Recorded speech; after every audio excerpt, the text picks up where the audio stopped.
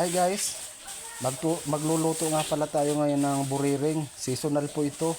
Sa madaling sabi, sa isang taon, isang bisis lang ito magsilabasan sa mga ganitong buwan. Tapos susunod na naman, next year ulit na mga ganitong buwan ulit. Mga ilang araw lang to nagsisilabasan, siguro mga isang buwan lang. Tapos wala na ulit. Tapos sunod ulit na taon. Ang itsura nga pala nito, itsurang butiti. Medyo yung iba hindi takot dito kumain kasi parang mukhang butiti. Pero siyempre yung halata naman yung butiti dahil malalaki. Tapos yung tiyan ng butiti mas malalaki. Pero medyo hawig, pero kilala mo yung butiti siyempre. Siyempre bawal yung butiti, lason yun eh. Buriring ang tawag nito. Seasonal po ito, sa isang taon, isang bisis lang to lumabas. Mga isang buwan lang siguro, matagal na yung isang buwan, tapos wala na ulit. Mga dalawang hugas lang nito, okay na eh. Tapos siyempre medyo patutuyuin mo, yung nakadrain talaga. Kasi ang luto nito parang pwedeng adobo, pwedeng paksiw. Depende na lang kung anong available sa inyo. Pero ang luto na to ay parang adobong paksiw. Adobong paksiw kasi medyo nadamihan yata ng suka. Ganito lang ang ano nito, bawang mga 5 piraso. 1 kilo nga pala ito na buriring. Mga 5 bote lang, pwede na siguro. Ganyan lang. Siyempre, ipiprepare yung bawang, tinikdik. Tapos, medyo hiniwa-hiwa ko pa nga yan eh. Ganon din yung, siyempre yung sibuyas. Optional lang siyempre kasi sa iba na walang bawang at saka sibuyas.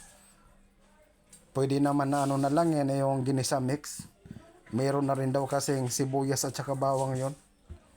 Pero dahil meron naman akong sibuyas at saka bawang, meron ito at saka ginisa mix.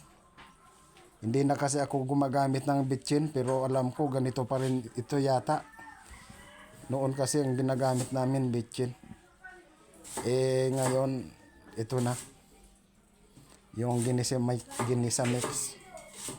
Kita nyo naman, naghahanda na ako dyan ng ng sibuyas at saka bawang.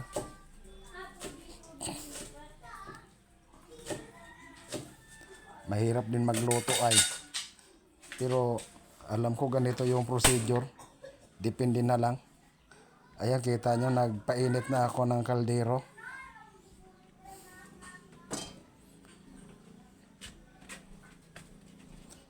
Nagpainit na.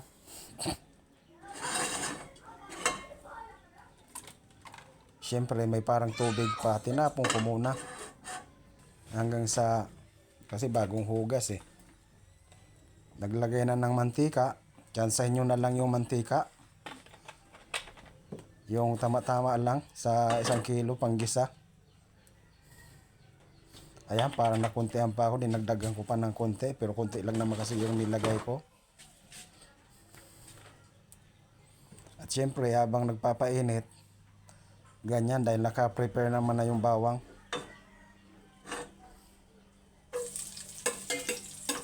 Ayan.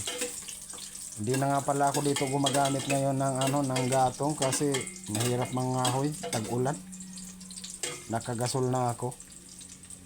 Ilagay ko na nga pala dyan yung bawang. Siyempre, yung normal na paglalagay, ayan naman, kasunod na kaagad yung sibuyas. Hindi pa, ayong medyo konting lang, kumbaga nag-layob lang yung bawang.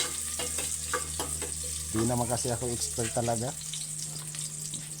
Ngayon nga lang ako makakapagluto nitong buriring na to.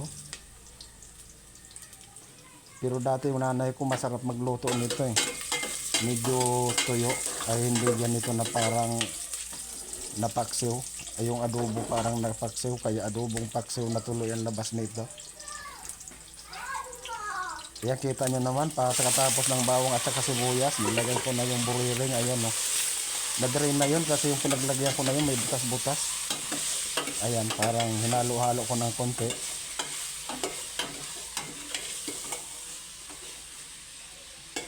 Sa mga hindi lang naman nakakaalam ko na itong buriring. Ayan, tingnan nyo, nilagyan ko ng konting asin. Tsatsansahin nyo na lang yung hindi kayo maalatan. Mas maganda na yung hindi maalat kasi pwede mo dagdagan kasi pag naalata naman, mahirap na. Hindi mo na mapatanggal yung alat. Maglalagay ka na naman ngayon ng kunting asukal. O sa bitchin kasi yung pampatanggal alat eh. Kaya dapat kunti-kunti lang.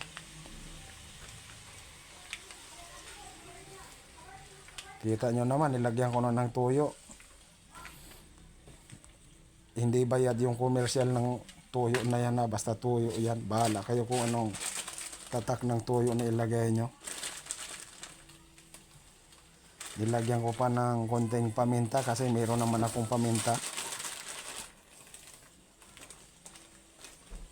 Mayroon pa ngang dahon yan eh, yung laurel, recado dito sa amin, pero laurel ata ang tawag niyan sa Tagalog. Kita nyo no, pinagalo-halo ko na, nilagyan ko na ng sinasabi kong ginisa mix. Sa wala naman ng sibuyas at saka bawang, pwede naman na siguro yan, depende na lang sa inyo kung anong available sa inyo. Ayan na, hindi na kasi ako gumagamit ng seasoning. Ay seasoning, monosodium. Yung bitchin.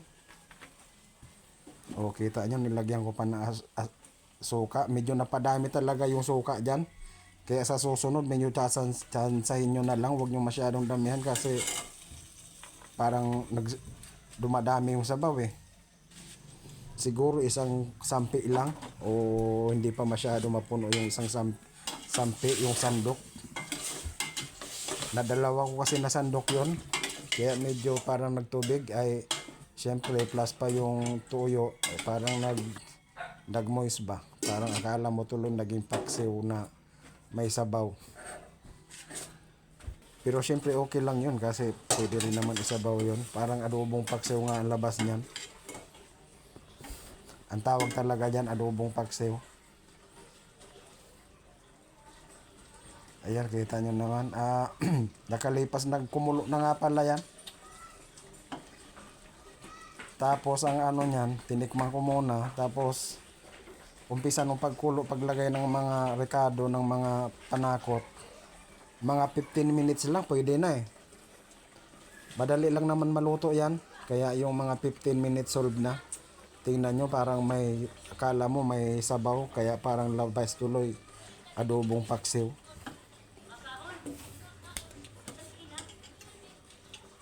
Sa Masbate ito, sikat ito dito tuwing ganitong buwan. Naglalabasan ito. Ewan ko lang sa ibang lugar kung anong tawag dito sa ganyang isda. Basta ang tawag dito sa amin, buriring. Yung iba takot niyan eh, dahil mukha ng butiti. Pero buriring talaga.